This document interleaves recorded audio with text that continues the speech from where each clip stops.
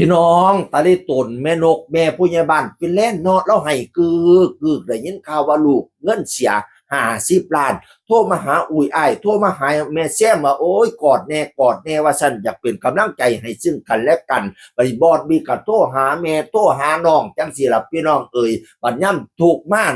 พ่อแม่นี่จิตใจพ่อแม่เป็นห่วงลูกเต้าจังเด้พี่น้องเอ่ยตอนแรกตอนเรามีทุกรอบแรกแม่ก็เฝ้าบินมาซอยงานลูกพี่น้องเอ่ยจนมาพ่อเฮียพ่อแห้งเราจังบินกลับไปอยู่ฟินแลนด์เนาะบัดนี้ได้ยินข่าวว่าลูกทุกเป็นทุกรอบ2เงินเสียมีคนโกงคนใกล้โตโกงไป50 ล้านโอ้เราให้ว่าสันพี่น้องเอ่ยจังสิล่ะอย่าไปหาเว้าว่าลูกเต้าพ่อแม่เขาเจ้าผิดกันจังไหนเขาเจ้าก็เป็นแม่เป็นลูกกันพี่น้องเอ่ยคนอื่นผิดกันนี่3ความเป็นอื่นพ่อแม่ผิดกันนี่คือขี่บ่เหม็นพี่น้องแม่กับลูกผิดกันนี่คือขี่บ่เหม็นจังไหนก็เป็นแม่เป็นลูกกันคือเก่าความฮักอันไหนมันสิประเสริฐมันสิบริสุทธิ์ซ้ำความฮักที่แม่มีต่อลูกรู้ว่าลูกเป็นทุกข์ว่าสันโอ้ยเราให้ว่าสันตัวจนตาตูบตาโปบพี่น้องเอ่ยบัดนี้บัดที่นี่เนาะมือต่อมาบอกว่าไปเบิ่งรถพะนะว่าสิซื้อรถพะนะว่านั่นน่ะลูกก็ว่าผู้ใหญ่บ้านฟินแลนด์ว่าสิซื้อหยังก็ซื้อเลยเอาเลยไปเบิ่งเลยพะนะว่านั่นน่ะ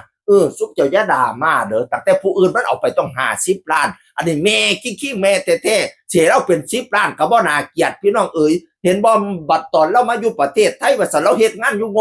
กๆเราเฮ็ดซอยลูกซอยเต้าหุ่นบัดไปอยู่ฟินแลนด์เราก็เฮ็ดงานอยู่งกๆเราใช้ชีวิตธรรมดาสามัญเฮ้ยผู้ลังคนกินหรูอยู่สบายบอดรถขี่เครื่องบินก็ขี่เฟิดขาดพุ่นน่ะเฮียนซ่านบ้านช่องว่าซั่นรถก็มีแต่คันหรูๆมันนี่แม่เราคิงแล้วสิเอารถจากคันกันเราเอารถข่อยว่าซุมเจ้าอย่าไปด่ามาด่าหมอยพี่น้องเอ๋ย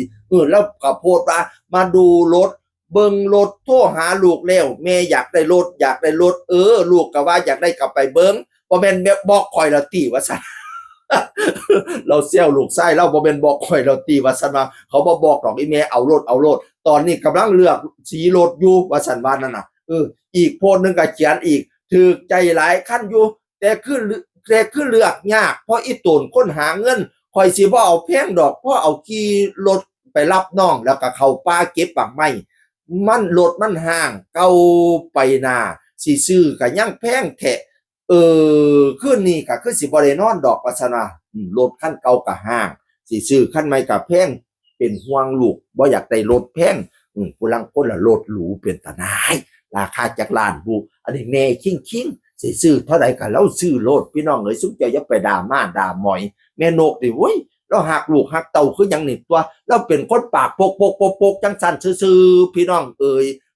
เรามีความจริงใจกับลูกเราคือสิตายนี่บัดนี้นี่การดูแลลูกเราดีเป็นตาหนายบ่ว่าสิไปกอไปแกะกินลูกน้ำเต้าหลอกผู้ลางคนตอนไปเมียงไทยตอนนั้นก็ยันแต่แม่เขาเจ้ามาขอกินน้ำเบิ่งสิไปขอกินจังได๋เราเฮ็ดงานอยู่ปานนั้นพี่น้องเอ้ยนี่ล่ะมาเว้าชีวิตแม่นกมาเว้าเลี้ยงเล่าแม่นกเราเป็นห่วงลูกเป็นห่วงเต้าอยู่เสมอล่ะพี่น้องเอ้ยเสียงคือคนเก่าเว้าสู่ฟังสวัสดีครับ